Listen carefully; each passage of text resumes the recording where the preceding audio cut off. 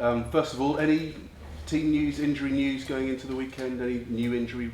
Yes, new injury is Charlie Austin, but it happened last week in the warming up before the Newcastle game. He twisted his knee. It's no damage ligaments. Maybe he will be out for one more week, but he's not available. And Stephen Davis is back. He's available for the weekend. Can I ask you, before we get on to the game, just about some stuff that you were talking about in the last few days, about life kinetics. Can you just explain exactly what that is and why you've introduced it? No, I'm already working with that when I was coaching in Holland.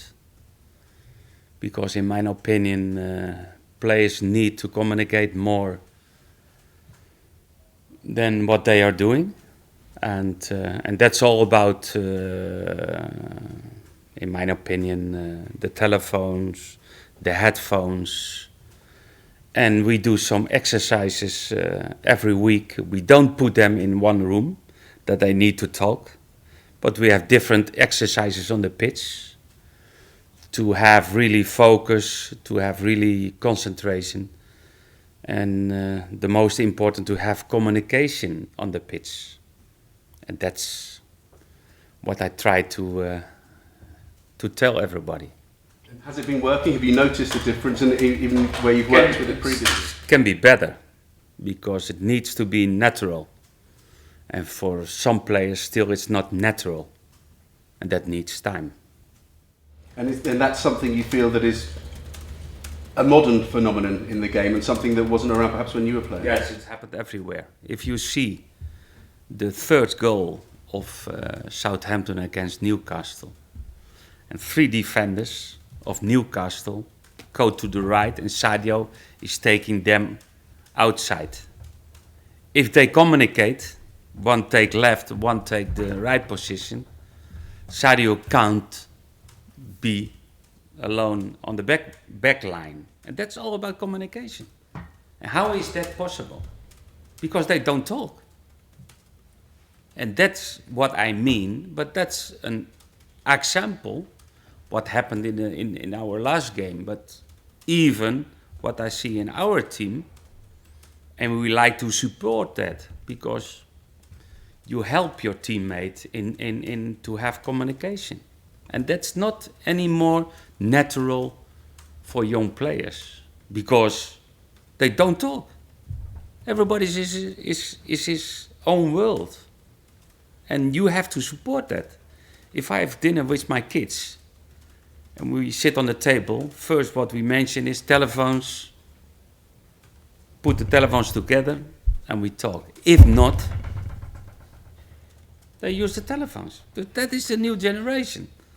I'm a little bit old-fashioned, okay, but in the aspect, in football, what I see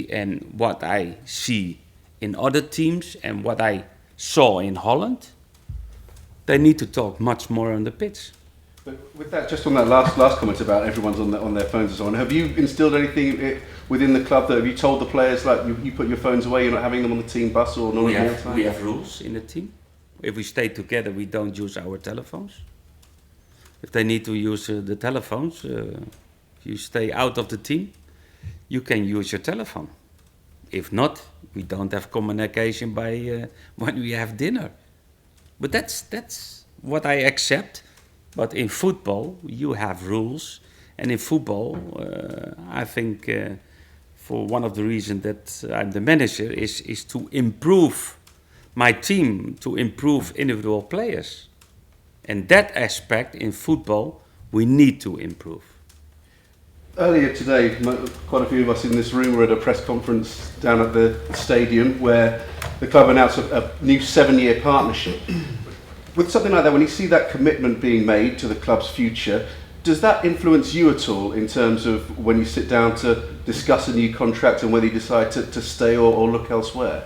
No, first of all, I think it's a very important deal for the club.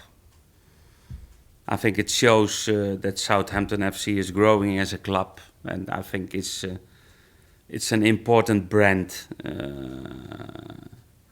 to have it for a 7-year deal, and it's all about the ambition of the club, which direction the club likes to go. But still, I have one more year of contract, and okay, we will see what happened. I wait for the club when they come, and we have a talk, and let's finish on a good way this season, and there is time enough to talk about it. The talks haven't actually started yet, or are they ongoing? No. Have you started thinking about what you do for next season already in terms of Southampton? We're seeing reports of players being linked. The name Alex Oxlade-Chamberlain coming up, of course, who's well known to Southampton down here. Is he a player you're looking at? Are you looking at players at the moment? No, it's I think when we can keep all the players, we don't need a lot of new players. Maybe one, maybe two. And what we need to do is to be prepared if we lose 1 or 2 or 3 players, and that's the business what we have to do at the moment. But we don't change a lot, no. Can I ask about Kwanmi, who came in last summer? Hasn't really featured much, and I'm seeing that you might be prepared to let him go. Would you see him leaving at the end of the season? I don't know. That's maybe a talk what we need to have on the end of the season.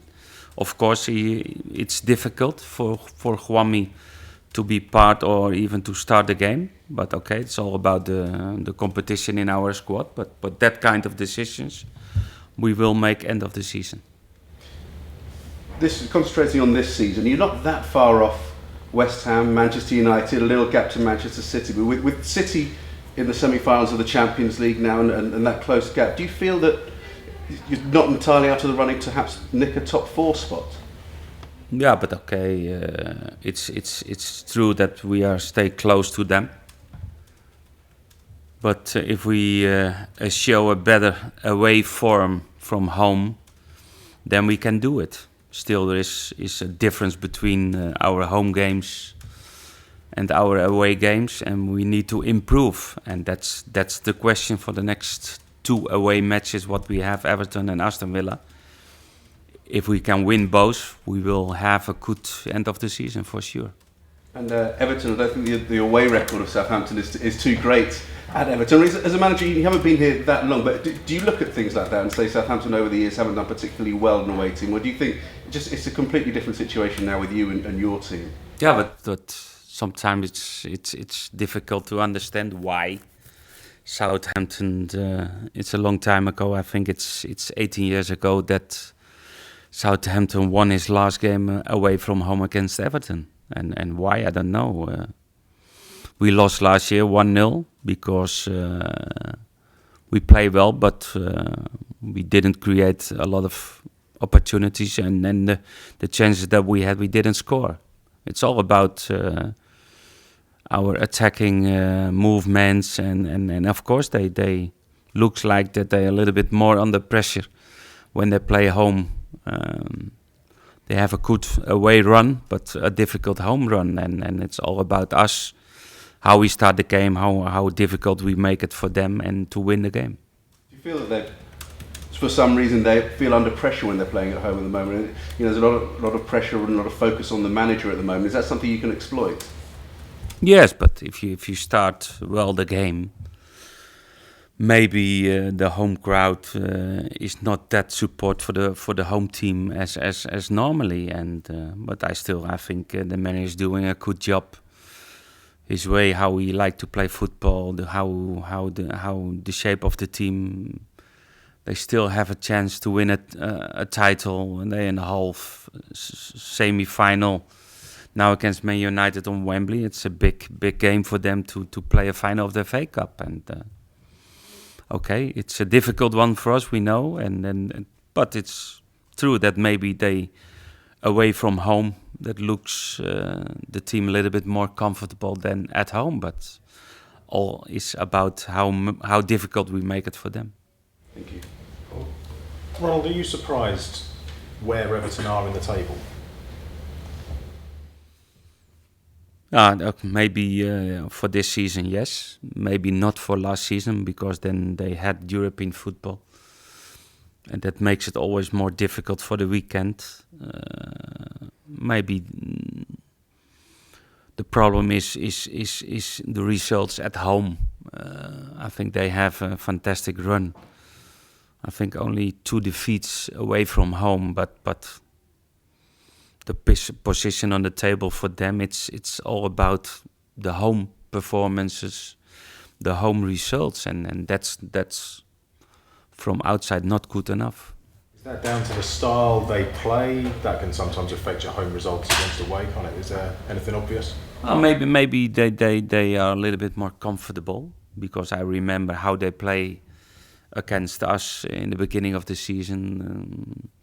Very good organization, defensively very strong, and very fast, good football in counter-attack. And at home, normally you need to play more open, you need to attack more, and then maybe you were punished door the opponent in leaving so many spaces to play, and maybe that's one of the reasons why they don't have really that good home results. Maybe, I don't know.